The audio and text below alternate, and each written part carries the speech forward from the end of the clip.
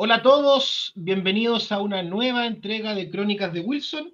El día de hoy tenemos un invitado de lujo, profesor Jorge Fábrega, que es economista y sociólogo, también es doctor en políticas públicas por la Universidad de Chicago.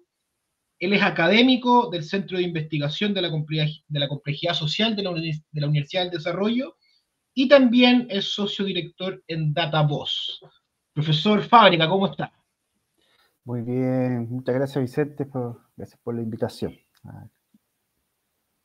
El día de ayer estaba con un amigo y también con cuñado que se llama Eduardo Fuentes, el profesor Eduardo Fuentes, y le dije, tengo entrevista mañana con Jorge Fábrega, ¿qué le pregunto? Le dije, ¿qué me recomiendas? Y Eduardo Fuentes, muy fiel a su estilo, me dijo, pregúntale de la complejidad, pues me dijo. Yo le dije, ya, pero ¿qué cosa es la complejidad? Así me dijo, que te hable de la complejidad, que te diga por qué las cosas son complejas y por qué nuestra sociedad es compleja y la gente no se toma en serio la complejidad de nuestra sociedad. Así que con esa breve introducción, Jorge, te tiro esta primera pregunta, que en verdad es una pregunta Okay. del público, que es del doctor, profesor Eduardo Fuentes. ¿Qué nos podrías decir de la complejidad? Porque también tú eres académico del Centro de Investigación de la Complejidad Social de la Universidad del Desarrollo y es interesante ver también nuestra sociedad, que cada vez hay más análisis de nuestra sociedad, de Chile, de Occidente, como que pareciera ser que no lo estamos entendiendo tanto, digamos, el entorno en el que vivimos. Así que, profesor, háblenos de la complejidad, iniciar esta conversación. Muy al estilo Eduardo la pregunta. Mira, a ver, hay que distinguir entre complejidad y complejo. Por ejemplo, el clásico ejemplo que se da en estos casos es que jugar ajedrez es complicado, ¿ya? ¿Ya? Eh, y un poco complejo porque son demasiadas variables, hay que anticipar muchas jugadas, pero las reglas son fáciles, ¿ya? O son acotadas, si tú quieres, ¿ya? Más que fáciles, ¿ya? Tú sabes cómo se tienen que mover las distintas piezas y después empezará la sofisticación de quién conoce mejor, cómo disponerlas, etcétera. Pero es conocido cómo comienza, es conocido cómo puede terminar, es conocida las reglas, ¿ya? Entonces eso es algo como, llamémoslo, complicado.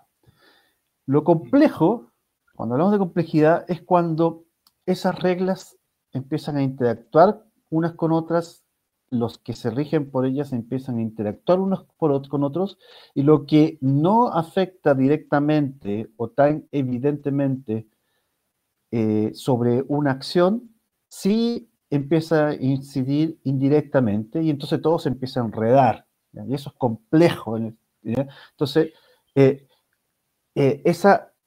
la unidad fundamental de análisis ya deja de ser un individuo tomando acciones frente a un entorno, sino es ese individuo entreverado con ese entorno, ¿ya? Entonces, los humanos habíamos estudiado durante, digamos, los primeros centenios de las disciplinas científicas, habíamos hecho como Jack el Estripador, ¿no? Vamos por partes. Entonces, estudiemos la economía, cómo cómo se asignan los recursos, estudiemos la biología, cómo se conforman las moléculas, estudiemos la física y así, estudiemos la mente humana, estudiemos las relaciones entre las personas, pero solo las relaciones, ¿ya? Entonces, las distintas disciplinas, ciencias sociales, ciencias exactas, etc. Pero llegó un minuto en que esta sobreespecialización empezó a dejar todas estas interconexiones sin un marco conceptual que las tomara, a pesar de que todos los especialistas en algo saben que están actuando sobre supuestos, ¿ya? Muchas cosas que están pasando, sí, supongamos que eso está ahí fijo, digamos, ¿ya? Que no está cambiando. Yo sé que está cambiando, pero no tengo un modelo que junte todo. Bueno, el estudio de la complejidad no es que pretenda incorporarlo todo, sino que pretende incorporar justo que las cosas están realmente interconectadas. Y al hacerlo, integra y convergen disciplinas desde las llamadas disciplinas duras, física, química, biología, a disciplinas llamadas, entre comillas, blandas, ¿ya? como las ciencias sociales. Entonces, el estudio de la complejidad son el estudio de los patrones que surge de eso, ¿ya? De la interacción de los distintos, en el caso de humanos, personas, digamos, pero puede ser de los distintos átomos, de las distintas moléculas, de distintos elementos que están interactuando entre sí. Entonces, la complejidad es eso, ¿ya? ¿Qué es lo que sabemos de eso? Así, para no dar más la lata por ese lado, digo, ¿qué es lo que sabemos? Es que emergen propiedades que hacen que el todo no sea la suma de las partes, ni que las partes sean simplemente subestructuras de un todo. Entonces, un ejemplo muy simple, el agua. Que todos aprendimos en el colegio que es H, o sea, dos de hidrógeno y uno de oxígeno, ¿no? ¿Ya? En ninguna parte de esa configuración existe la humedad. Pero si tú tocas el agua, hay una propiedad emergente de juntar muchos de estos H2O que se llama humedad, ¿no? Tú te tocas el agua y te mojas, ¿ya? Es una propiedad de la complejidad de la interacción de esos átomos, y no de cada átomo por sí mismo, ¿ya? Sí. Eso sería, sí, a grandes rasgos. Oye, qué interesante, Jorge. Y en ese sentido, la, la sociedad actual es más compleja que antes porque hay más interacciones entre los distintos ámbitos o subsistemas, ¿o no? Yo diría que lo plantearía que sí y no. Sí, partamos con el no. Eh, eh, toda sociedad siempre estuvo en interacción con su entorno y tenía un grado de complejidad asociada a ese entorno. Solo que no teníamos herramientas para estudiarlo antes. Ahora sí. Entonces, el sí, el no, esto es parte de cualquier sistema vivo interactuando con otros sistemas vivos. Y es así a nivel de otros animales y a nivel de los humanos también, y ha sido la historia de la humanidad desde siempre. Entonces, eso no es algo, en ese sentido, no es que la complejidad se refiera a un fenómeno reciente, ¿ya? Sin embargo, dicho eso, para poder entender y hacerse y explicar lo complejo, lo que los humanos hacemos es un doble juego, ¿ya? Es reducir esa complejidad de algún modo, lo explico en un segundo, pero al reducirlo generamos más complejidad. Entonces, ¿a qué me refiero? Nosotros, por ejemplo, decimos, mira, estas relaciones que estamos teniendo están muy complejas, construyamos una norma para regularnos. Y la norma, si funcionó, nos reguló. Pero ahora hay algo más en el mundo que antes no había, que es esa norma. Entonces, se simplificó nuestra relación, pero se complejizó al mismo tiempo, ¿ya? Entonces, claro, a medida que las sociedades se van integrando globalmente, hay más complejidad. Ya. Oye, muy interesante, Jorge. Y ahora, llevándolo a nuestro pequeño y frío país, frío sobre todo estos días, ¿cómo ves las elecciones presidenciales, Jorge? ¿Las ves así como primero, más allá que hablar de los candidatos, sus posibilidades de ganar, etcétera? ¿Las ves eh, muy complejas de interpretar cada vez más las elecciones o no? Más que complejo, más difíciles de predecir, digamos. Y las razones de eso son, yo diría, tratando de, nuevamente, introducir simplicidad para entender lo más complejo, y serían de dos tipos. Primero, hay un dato objetivo y es que llevamos bastantes elecciones, a ver, los últimos 4 años y antes de esas 2 para atrás al menos, en que ninguna elección ha tenido las mismas características que las elecciones anteriores. Siempre ha habido alguna novedad. O se había cambiado de voto voluntario, perdón, obligatorio a voluntario, o había aumentado el número de personas que había que elegir, por ejemplo, del Parlamento 120 diputados a 155, y eso cambiaba los distritos, fueron elecciones de algo completamente único y nuevo, como plebiscitos constitucionales, o esas personas que hubo que elegir después para la Convención Constitucional, el Consejo Constitucional, fueron con reglas que no existían para atrás, y así sucesivamente hasta ahora que teníamos una elección con voto obligatorio a finales del año pasado para municipales, pero no el mismo voto obligatorio que existía antes, sino un voto obligatorio que además tenía inscripción automática y no se sabía personas que históricamente no habían votado si iban a ir a votar o no, y seguir la regla o no, ¿ya? Y ahora una nueva elección, primera, que tiene todas estas cosas, pero para la presidencial. Entonces, si tú no tienes una serie de datos, es difícil generar un pronóstico sobre lo que va a venir. Entonces, eso es un dato estructural, ¿ya? Es más difícil de predecir bajo cualquier circunstancia, porque todo se basa en supuestos que no tienen suficientes datos para testear la validez de esos supuestos, ¿ya? ¿Ya? Eso es para el punto de partida. Entonces, sí, es más difícil en ese sentido. Pero por otro lado, hay un proceso que en Chile está pasando, que no es solo de Chile, que está bastante documentado, llamémoslo, crisis de las democracias, que va asociado a un conjunto de fenómenos, lo podríamos resumir, yo diría, en tres ideas, ¿ya?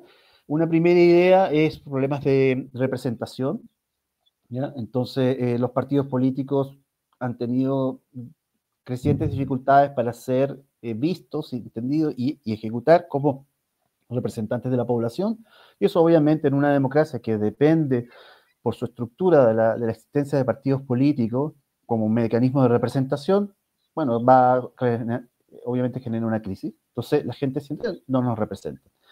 Después, un segundo punto es que la gente dice, bueno, no nos representan, pero quizá, incluso si no me representan, al menos que me escuchen. ¿Eh? Escuchen y eso también ha disminuido porque los partidos, las formas de canalizar y conectarse con la ciudadanía han bajado, sus bases, como se les dice en la jerga política, son más chicas. Las reuniones de los sábados en las mañanas o los días de semana después del trabajo son menos, algunas son online, a veces no se encuentran. Entonces, no hay espacios de escucha y esos espacios se vuelven más genéricos. Escucha lo que alguna empresa le puede transmitir a ellos a través de levantar datos de encuestas, como hacemos, por ejemplo, en Datao, o a través de algún otro método de agregación de información, datos de redes sociales u otros, digamos. Entonces, pero es más separado, esa relación directa se decanta. Entonces, no nos representan, no nos escuchan, el segundo elemento. Y el tercer elemento es que en una sociedad altamente interdependiente y globalizada, las personas también empiezan a sentir, pero tampoco nos sirven, ¿ya? Porque pareciera que más me importa o más importante es lo que dice Donald Trump respecto a si va a poner tarifas o no al cobre, aranceles o no al cobre, que es lo que se pueda decidir en el Parlamento chileno. Entonces, y el otro tema, lo que esté pasando, no sé, en el Mundial de Clubes Deportivos, ¿no? Porque eso va a influir en las compras de las cosas que quiero hacer la otra semana, no sé, qué es lo que sucede localmente, o para irme al otro lado, no sé, lo que suceda en Wuhan, China, ¿no? Porque puede venir una nueva pandemia. Entonces, no nos escuchan, no nos representan, no nos sirve. Entonces, las personas empiezan a tener un cuestionamiento de la institucionalidad, básicamente, ¿ya? De la manera en que nosotros nos hemos puesto de acuerdo para, de alguna manera, poner orden en la sociedad. Y ese proceso en el que estamos está altamente diagnosticado, altamente comprendido, y es una marea que viene y avanza y avanza y avanza. Entonces, no sabemos qué va a pasar con la elección, por los puntos que te mencionaba primero, de que es una elección sin historia para atrás, pero sí sabemos que estamos en un proceso de creciente polarización, de creciente desencantamiento, y que ante eso la clase política reacciona usualmente de la manera en que es más simple generar acción colectiva, que es tratando de encontrar un enemigo en común para que algunos se agrupen en torno mío para luchar contra este enemigo en común. Y esa retórica solamente acrecienta la polarización. Y esa polarización, Jorge, se ve en, digamos, en los datos a nivel transversal en la sociedad, o es algo más de la élite? Mira, es excelente pregunta y es algo justamente lo que he estado trabajando últimamente. Yo primero, en mi estudio sobre esta materia, la detecté empezando en el caso chileno, y tengo algunos escritos sobre eso. A mediados de la década del 2000 empieza un proceso de polarización en Chile en las bases de los partidos políticos, que en una cosa que estoy trabajando ahora se ve en la representación ahora ya en el Congreso. Los congresos chilenos desde el 2002 hasta ahora son congresos que se han ido polarizando, ¿ya? En las votaciones, ¿ya? Pero cuando uno ve las encuestas, las personas, cómo se autoclasifican y qué cosas les importan, uno ve mucha más transversalidad, en el sentido de que tú no ves esa misma polarización todavía a nivel digamos, del ciudadano promedio, ¿ya?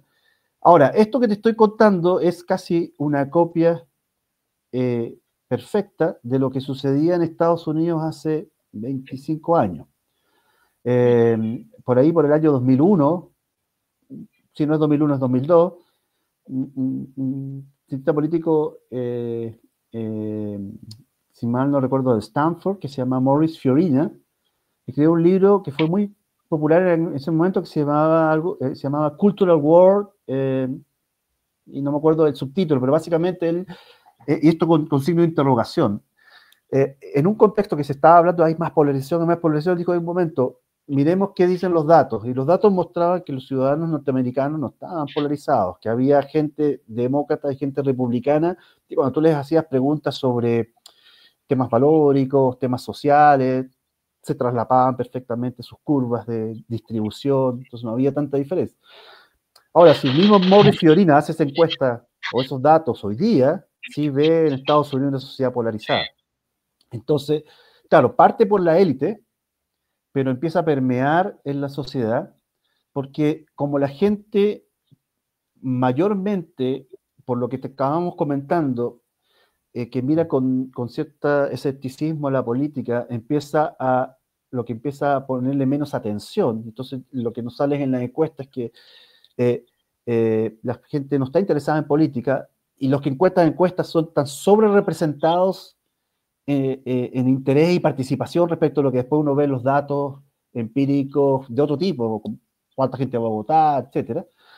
Entonces se empieza a producir que tú te empiezas a enterar, o sea, el ciudadano promedio que no le interesa tanto la política, se empieza a enterar de la política por lo que pocas cosas que empieza a escuchar, ¿ya? Y esas pocas cosas que empieza a escuchar están más polarizadas. Y entonces escucha, esa persona piensa como yo, ¿ya? Entonces, no sé si se trata de un ciudadano que cuando te respondió una encuesta, algunas cosas está más inclinado a lo que sería derecha, o lo que más sería la izquierda, en otras más moderado, ¿ya? Pero escuchó a fulanito de tal decir algo que lo cual él es blanco-negro, ¿ya? Y escuchó a esa persona, supongamos un tema, en boga de día, el tema, por ejemplo, migratorio. No, él piensa exactamente lo que yo pienso en este tema migratorio. Entonces, cuando le preguntan después a esa persona disposición a votar por alguien, menciona eso, yo voto por esa persona, ¿ya? Porque pienso lo que yo pienso en estos temas, ¿ya? Y entonces los datos empiezan a mostrar que la gente empieza a verse más polarizada, ¿ya?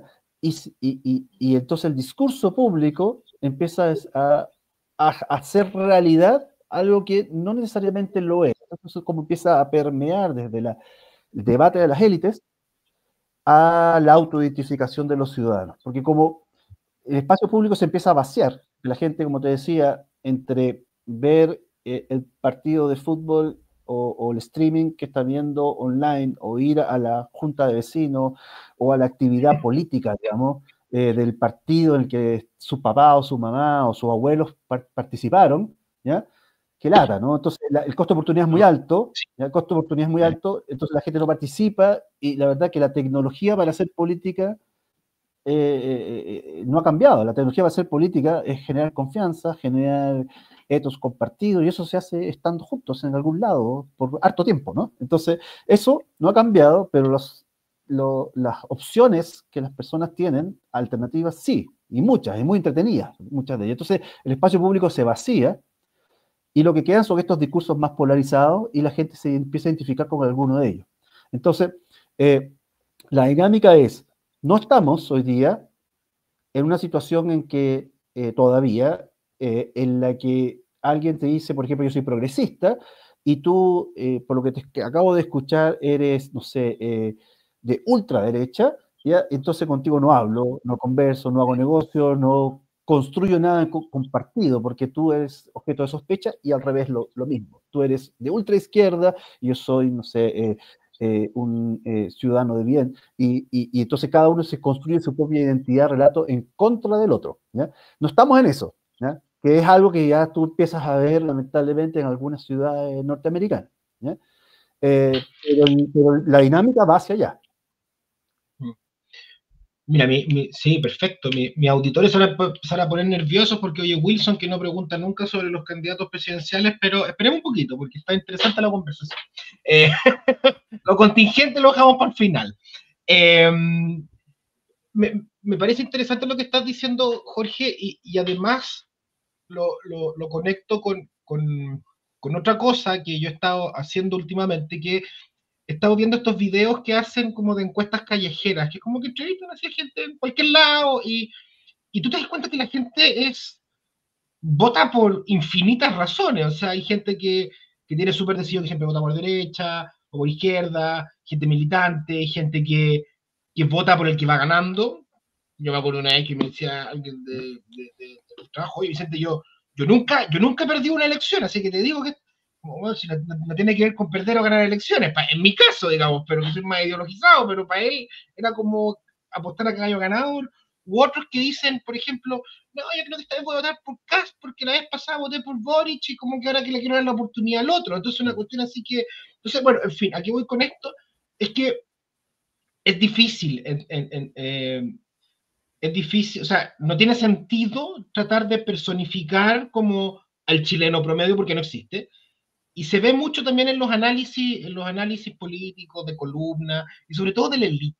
Por eso me gatilló algo que dijiste de la élite. Porque la élite trata de hacer esto, no, como que el chileno está buscando un discurso de eso. Es como, ¿qué chileno? Hay chilenos, pero no todos. O sea, como que pareciera ser que hay una élite que, por un lado, está como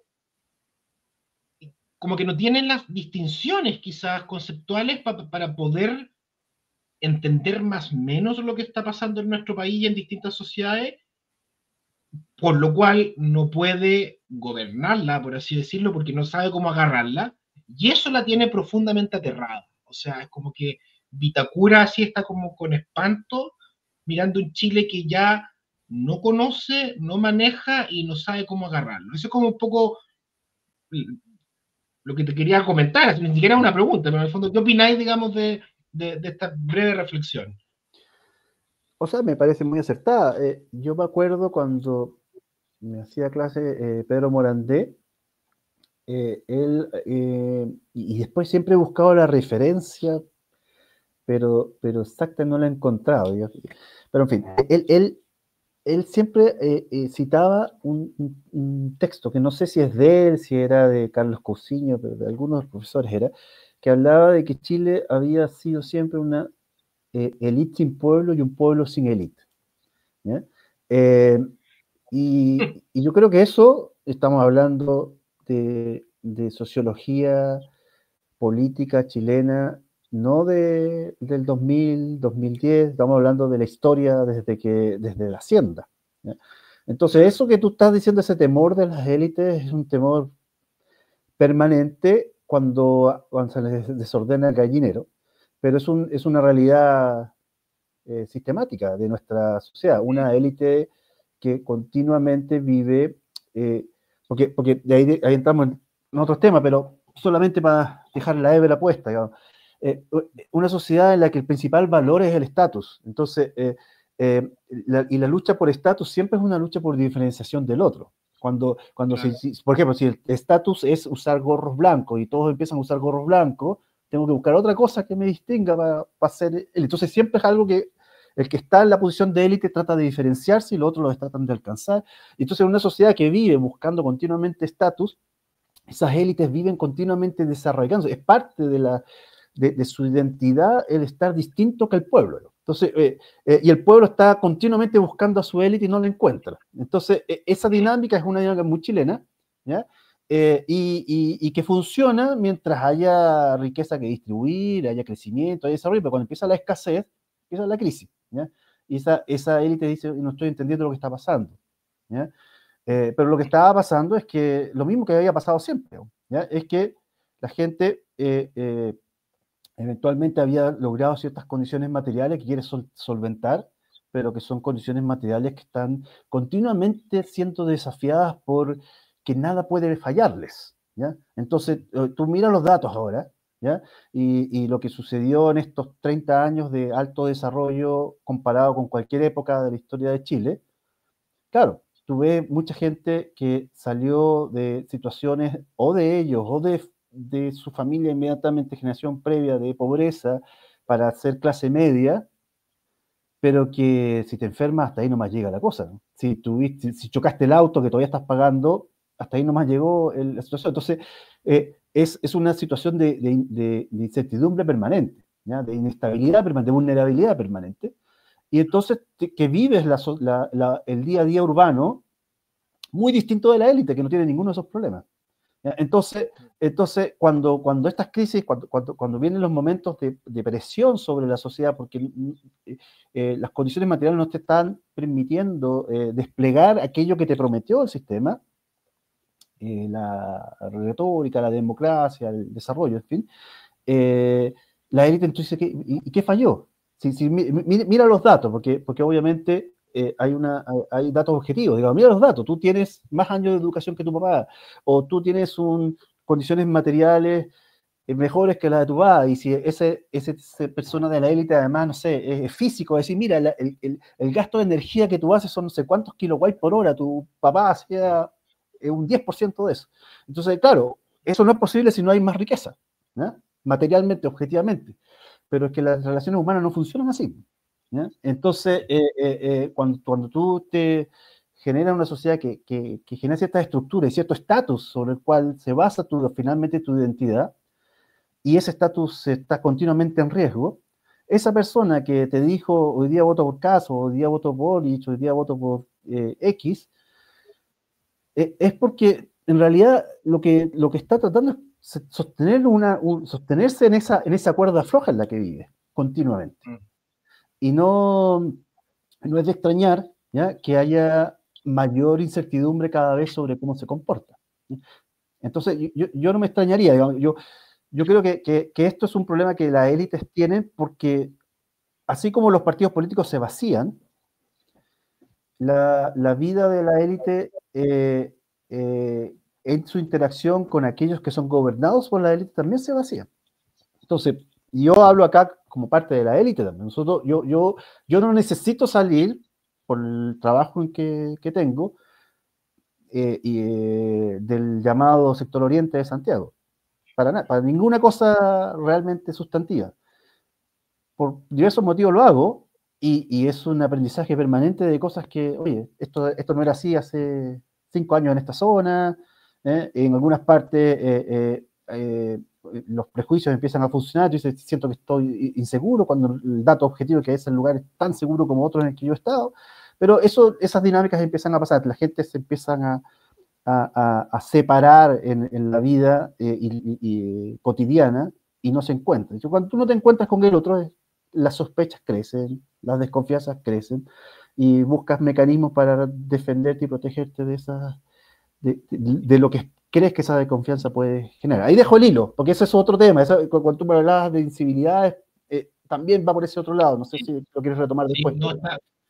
Sí, lo voy a retomar después al final. Y bueno, y siguiendo con este tema, claro, uno de los terrores que tiene hoy día la élite es que doña Janet Jara sabe bailar cumbia, y eso les parece terrorífico porque eso puede ser muy importante para la gente, según ellos. Claro. Y te quería preguntar por Janet Jara, porque ya varios lo han puesto a Janet Jara como una especie como de fenómeno electoral. No sé si fenómeno electoral, pero sí como la excelente candidata, etcétera, que hay miedo en el fondo en el mundo de la derecha o en el mundo de la élite por esta victoria de Janet Jara en las primarias. Y por lo que yo leí por ahí hace algunos días, Jorge, tú pusiste paño frío y dijiste, mira, ¿sabes qué? Janet Jara está como lejos de ser, está como fenómeno electoral del que se habla, y me gustaría que nos hablaras de eso. ¿Cómo ves las posibilidades de que Janet Jara pueda ser presidente de la República o sacar una buena votación, etcétera. Bueno, para ser bien riguroso, tomando en cuenta en serio lo que dije al comienzo, de que no es posible predecir esto, digamos, lo que te digo y lo te voy a comentar, hay que tomarlo como una hipótesis dentro de posibles hipótesis. Entonces, la hipótesis de que Jara puede ganar es una hipótesis que no se puede descartar, la probabilidad de eso no es cero. Dicho eso, yo soy de los que cree que la probabilidad es muy baja. Hoy. Mañana pueden pasar más cosas y eso puede cambiar. ¿Ya? Ahora, ¿por qué pienso yo eso? Porque ella tiene 3 barreras que tiene que lograr superar en orden de jerarquía de la menos complicada a la más complicada. Eso, primero, el tema de venir y ser del Partido Comunista, que es la menos complicada porque tanto los que se identifican con el Partido Comunista como los que se identifican como anticomunistas en algún minuto se cansan de debatir la retórica, ¿ya? Y entonces esto empieza a hacer ruido blanco, ¿no? ¿Ya?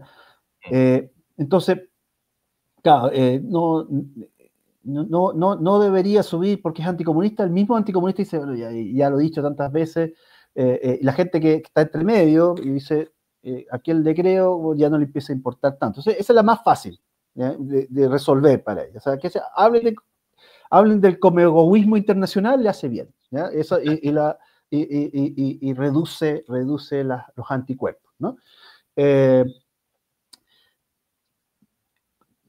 Probablemente ese anticomunismo vuelve a emerger cuando tú lo concretizas en políticas concretas, porque ahí aparece lo que es realmente relevante de un comunismo, no es la digamos, la retórica, sino cómo se concretiza en políticas públicas. Y entonces ahí ya empiezan algunas divisiones internas en el propio progresismo, ¿no? La más evidente en el último tiempo fue esta idea de crecer con demanda interna, que ni siquiera personas históricamente bien de izquierda, pero de una izquierda democrática moderada, como Nicolás Izaguirre, dice, oye, no, pero por ahí no. O sea, pongámonos de acuerdo, ¿ya? Por ahí no. Y varios más, ¿ya? Entonces, cuando tú concretizas este primer punto, que es el tema del comunismo en políticas públicas, va a seguir teniendo un rechazo y va a seguir siendo un tema porque no se lo va a poder sacar de encima. Primero, no se lo va a poder sacar de encima porque en la retórica se convencieron, y creo yo, inteligentemente, de que no tenía ningún sentido que renunciara al partido, porque no solamente porque legalmente eso complicaba la candidatura para temas del CERVEL, sino además porque el gran atributo que ella tiene como candidata, que es una muy buena candidata en estos aspectos, es que es creíble. Y entonces iba a hacer una pantomima, ¿ya? Una farsa, de que alguien que desde los 14, que entiendo, 15 años es presidente comunista, de repente de un día a otro se da cuenta de que no es comunista, eso no lo cree nadie.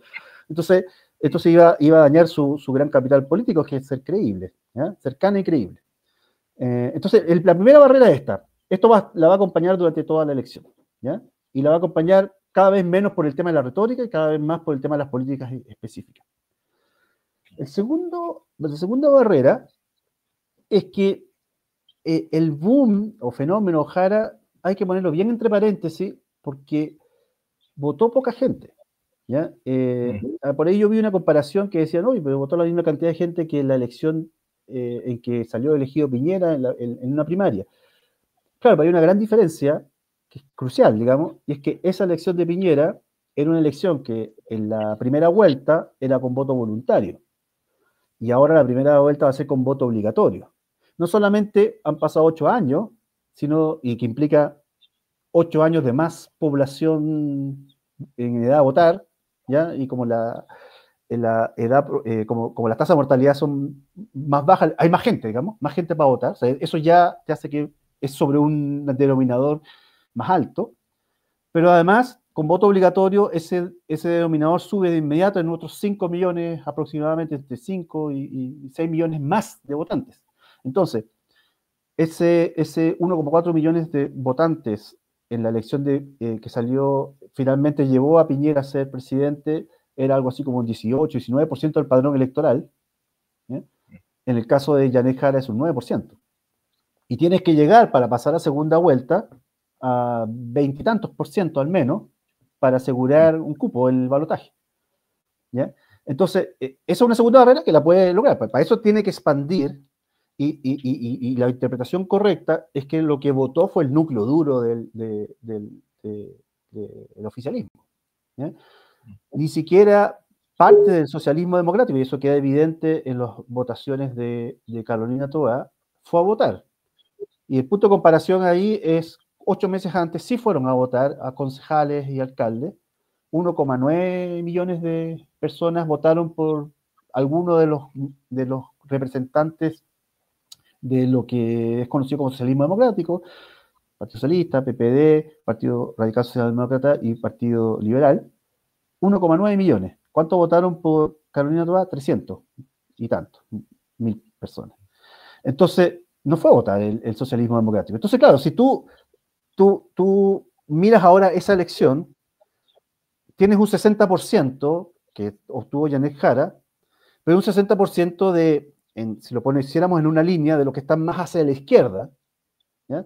Parte de los que están a la izquierda no fueron, ¿ya? Los que están menos a la izquierda de los que están hacia la izquierda no fueron. Bueno, obviamente, mientras ese grupo sea el que vota, mejor le va a ir a un candidato genuinamente de izquierda como Janet Jara.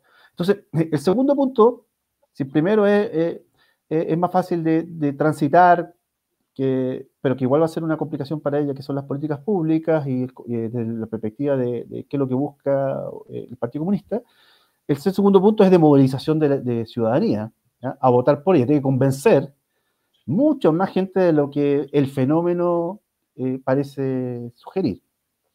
Y la tercera, que yo creo que es la más difícil de todas, aunque ya empezó su campaña para hacerlo y las ideas pueden penetrar, es que es la candidata al oficialismo. Ella ya empezó a decir que ella no es una candidata a continuidad, también lo intentó Carolina Toá, no le sirvió de mucho en la primaria al menos. Pero podría resultarle, esa es la más difícil, ¿ya? Que la candidata del oficialismo no sea la candidata del oficialismo es extraño, ¿ya? Sí. Pero bueno, por lo menos eso significa que va a haber pocas fotos con Gabriel Boric en las candidaturas, pocos encuentros. Y bueno, si eso le resulta, efectivamente puede avanzar, porque ¿cuál es el problema con esto? Es que al mes, sino a los 2 meses de iniciado este gobierno, ya tenía 65 y ha ido variando por ciento de rechazo, y nunca bajó eso. Entonces, más que el 30 y tantos % de apoyo que tiene cifras gruesas, 70% de rechazo. ¿Ya? Un gobierno que tiene un 70% de rechazo es muy difícil que logre poner en la moneda a alguien de sus filas. Entonces, claro, todo esto puede cambiar, como te decía, ¿ya? Puede incluso llegar a pasar a segunda vuelta, pero las probabilidades de que gane hoy día son bajas, muy bajas. Jorge, ¿y cómo ves la disputa entre entre Kast y Evelyn Matei? Cadem, bueno, yo no soy fan de Cadem ni mucho menos, pero Cadem ha mostrado así una baja brutal. Pulso creo que los tiene en la última encuesta empatados. Ahora, hay una baja, obviamente, de Evelyn Matei, pero no a los niveles que se está mostrando en Cadem, pareciera, no lo sé. ¿Cómo ves tú esa disputa? ¿Es como un poco irreversible o no, digamos? Porque también se vivió, como ese meme que esto ya lo viví, que decían los argentinos cuando veían de nuevo la Copa América, la segunda, lo que pasó con Sichel, también fue como, todo Chile fue como espectador, digamos, de un decantamiento muy brutal y muy despiadado, digamos, del electorado de derecha de un candidato a otro, sin piedad, digamos. No sé cómo está haciendo ahora. ¿Cómo lo ves tú? Perfecto. Sí, mira, te lo comento, pero déjame tomar la cola del tema de Jara porque conecta justamente con, ¿sí? Creo yo, por dónde va la respuesta a tu pregunta. Entonces hay dos hipótesis con Jara, ¿ya? De si esto va a funcionar o no desde el punto de vista de su candidatura.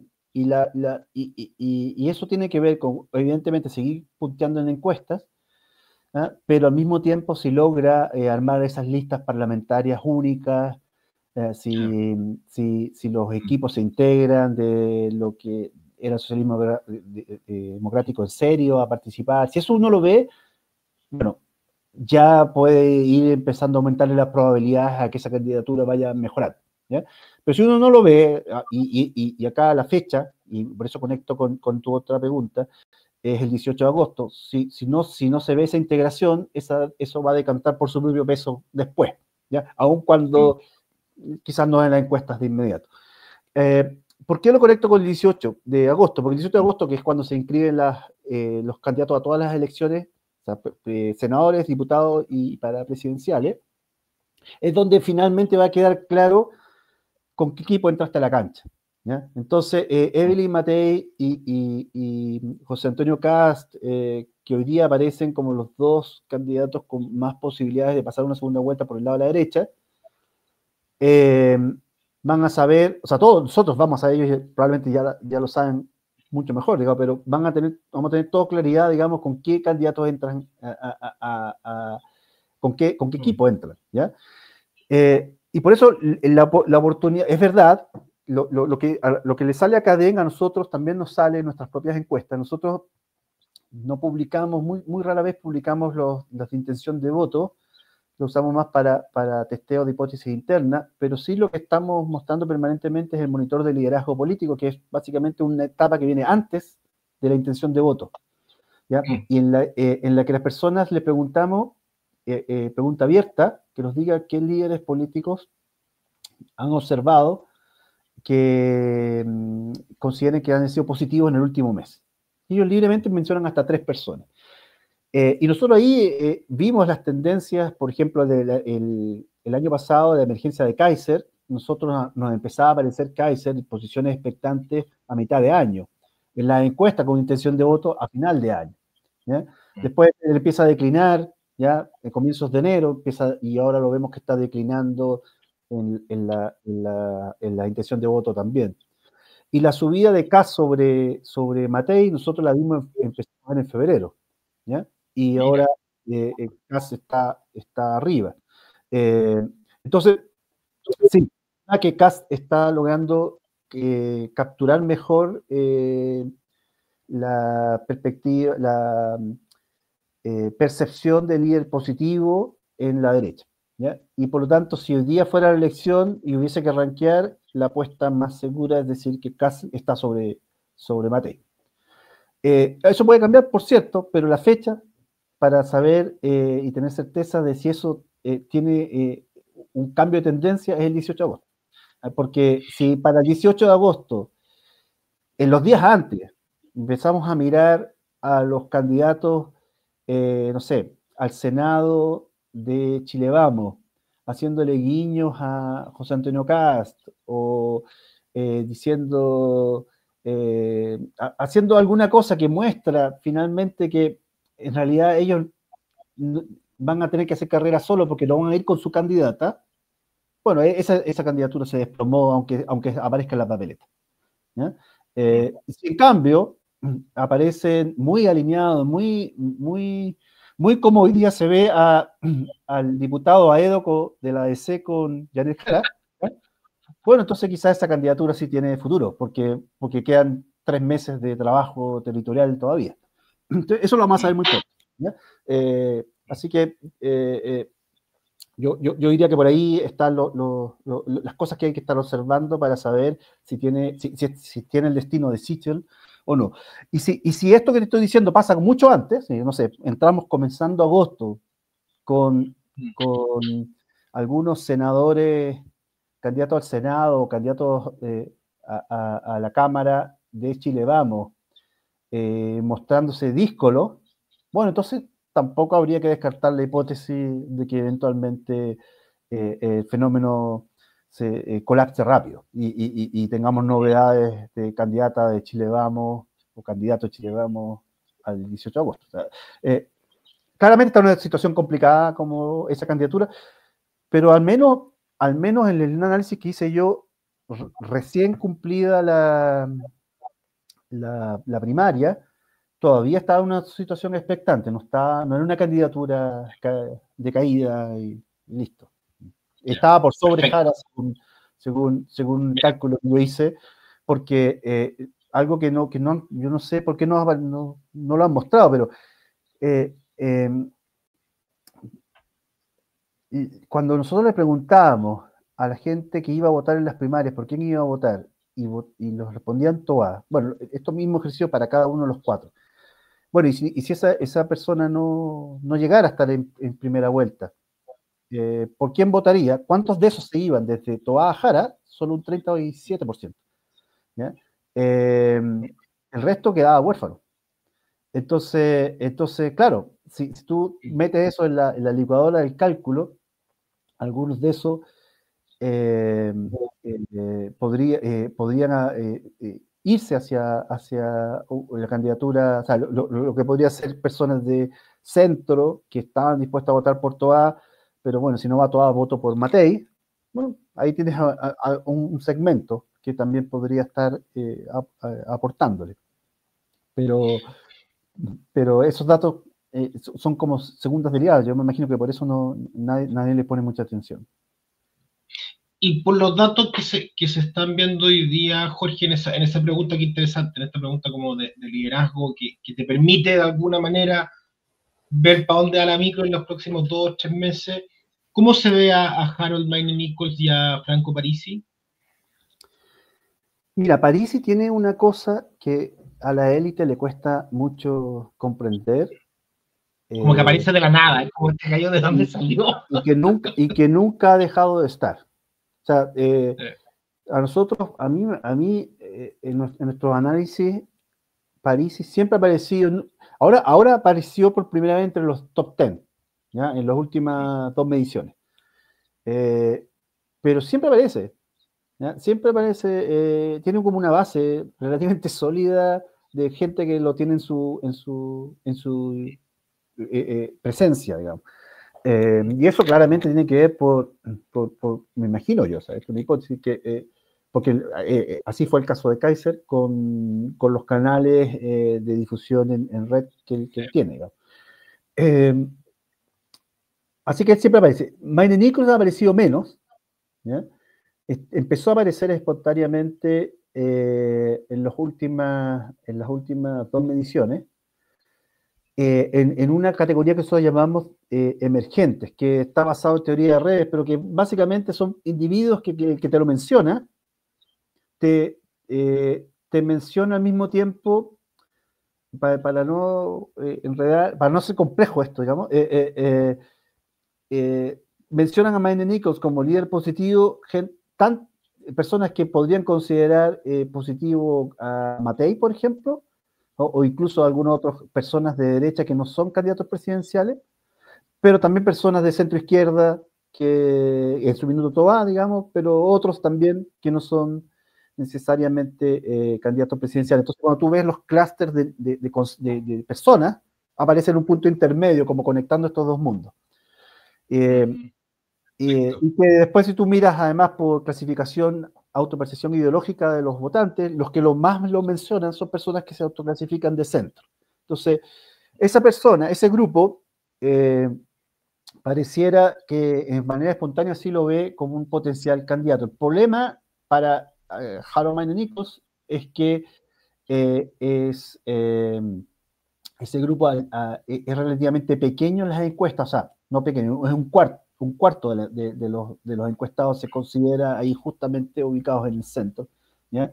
Es lo que más se ve, si tú miras la distribución, es lo que más el grupo más grande, ¿ya? Pero que los otros se distribuyen en varios subsegmentos, digamos, ¿ya? Entonces si es el más grande o el más chico, depende cómo agregaste las respuestas. Entonces, yo creo que posibilidades reales de un candidato, y sin ponerle el nombre a cuál, porque puede ser Parisi, puede ser Mayne Nichols, puede ser que alguno que aparezca en estos últimos semanas, que esté llamado por ahí, de llegar a crecer y capturar votación como para ir a disputar una segunda vuelta, yo no lo descartaría, no es la hipótesis principal, pero no lo descartaría para nada porque el candidato que sigue ganando en las encuestas es ninguno. Cuando tú le preguntas espontáneamente por quién, el que gana y sistemáticamente ha sido ninguno. Entonces, está abierto. Oye, qué buena. Esa va a ser la cuña de la entrevista.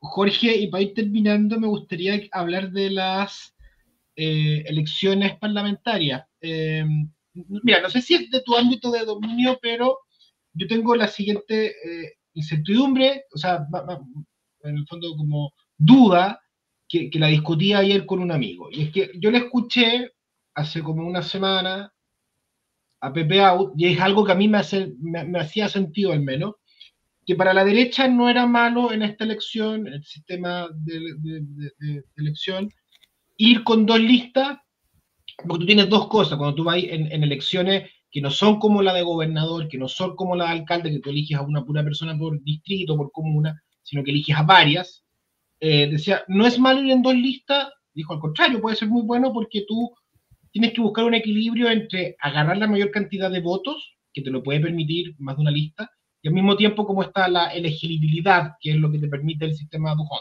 ¿ya? Entonces decía, dos listas puede ser. Y un amigo me decía, no, o sea, no hay ninguna posibilidad de que eso sea así, porque si tú analizáis, por ejemplo, las últimas elecciones, creo que era de concejales que demostró él, en donde la derecha fue, en una elección de concejales, fue con una lista y después fue con dos listas, las dos listas no sumaron más votos que la lista única. O sea, como esta teoría de que ir con más listas o con más de una lista puede ir sumando más votos, pareciera que no es real. Entonces, te dejo esta pregunta, no sé si tú la has estudiado, si es de tu ámbito de dominio, qué sentido te hace a ti. Yo no he trabajado directamente con los datos, pero sí he visto los estudios. Entonces, te puedo hacer un ¿Ya? comentario más bien, porque no los domino al nivel de decir cuál hipótesis es la correcta. Lo que es cierto es que lo que no le conviene ni a la derecha ni a la izquierda es ir por más listas que su rival. Ese es el único dato como objetivo. O sea, si pongámonos en la posición de la derecha. Si la derecha, si la izquierda va con lista única y ellos van con dos listas, están perdidos. ¿Ya? Si en cambio la izquierda va con dos listas y ellos van con dos listas, está bien. ¿Ya? Y si van con una lista, el que está perdido es la izquierda. Y al revés también. ¿Ya? ¿Por qué? Porque justamente lo que está pasando en los datos hacia atrás es que los universos de votaciones se han mantenido más o menos estables. ¿Ya?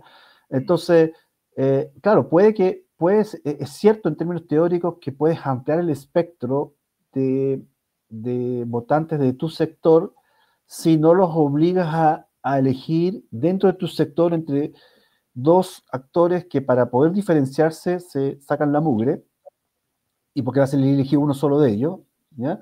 Porque eso no expande votación, ¿ya?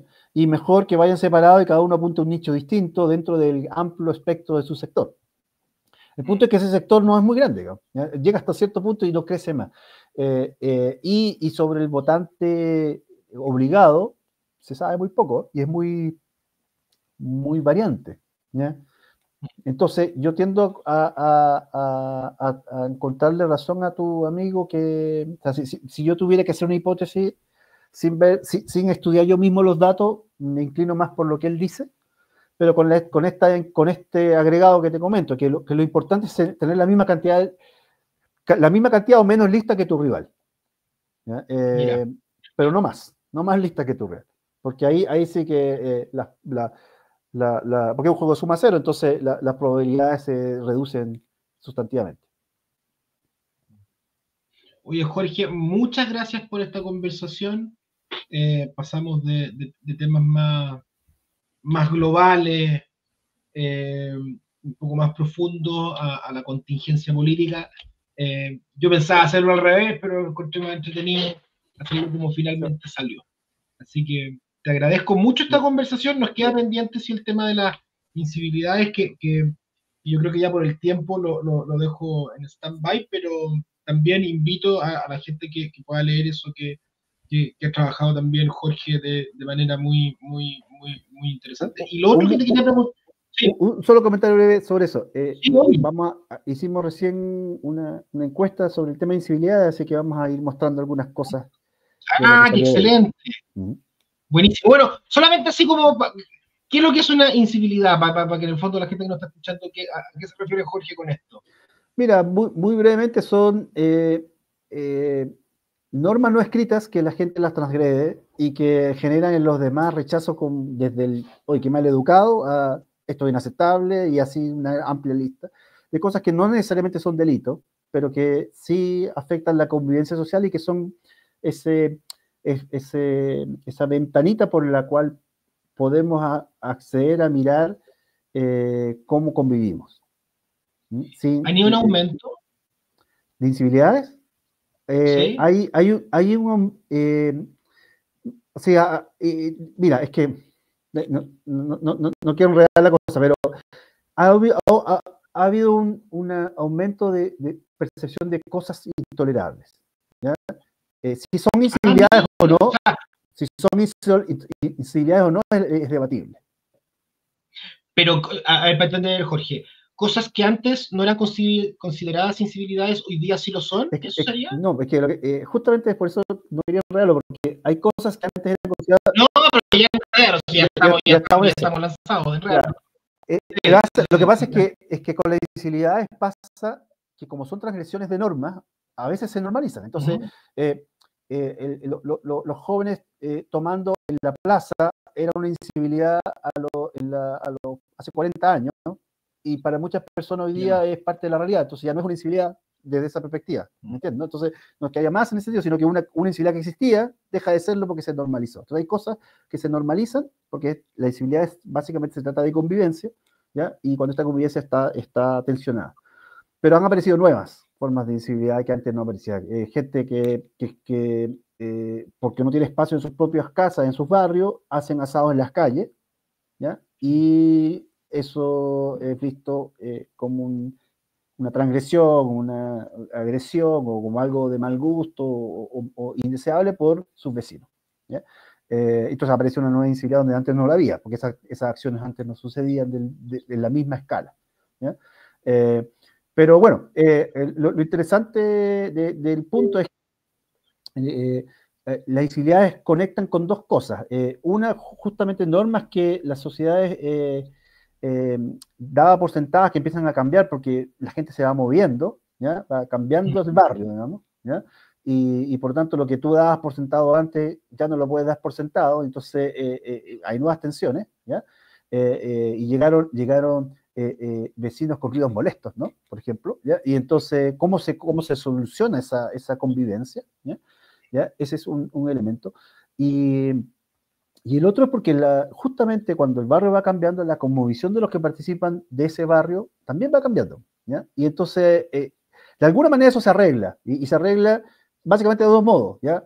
O unos terminan yéndose, este barrio se echó a perder, entre comillas, y se va, entonces los blancos se van por un lado, los verdes para otro, los rojos para otro, y la ciudad se empieza a convertir en una suerte de distintos guetos donde se viven de distintas formas, o se terminan integrando, como sucede con cosas que ya no consideramos incivilidades, pero que quizás alguna vez lo fueron, como por ejemplo el que, no sé, se puede hacer ruidos molestos, pero sábado y domingo en la noche, porque es aceptable. ¿Ya? Entonces un vecino dice, ya no me importa que haya ruido, total es sábado o domingo en la noche, pero hoy no lo vaya a hacer un lunes porque eso es inaceptable. Entonces esas reglas se normalizan. Entonces, cosas que hoy día son incivilidades quizás se terminan normalizando en algunos barrios, ¿ya? Lo que hablaría de una sociedad que se está integrando mejor, o lo otro, que es lo más probable, lo primero que había mencionado, en el contexto de polarizaciones generales que vivimos, entonces empiezan a vivir barrios más tensionados y el que tiene los recursos para irse se va a ir de ese barrio. ¿Y van a sacar un estudio ustedes entonces de este tema? Empezamos una línea de medición sistemática de estos fenómenos y tenemos una primera medición que vamos a mostrar algunos resultados pronto. ¿Pronto cuándo, Jorge? El documento está, así que ya la parte de prensa, digamos, de Dataoba, digamos, de comunicación. Ah, ya, o sea, puede ser en los próximos días, digamos. Sí, probablemente la otra semana, seguramente, o más 2 semanas más, empieza a salir algo de eso. Oye, qué interesante, buenísimo. Jorge, muchas gracias ahora sí, gracias por este tiempo que le has dado a este canal, a sus auditores y nada, pues, veamos No, cómo, gracias nuevamente, Vicente, por la invitación y encantado. que estés muy bien, Jorge. Ok, chao, chao.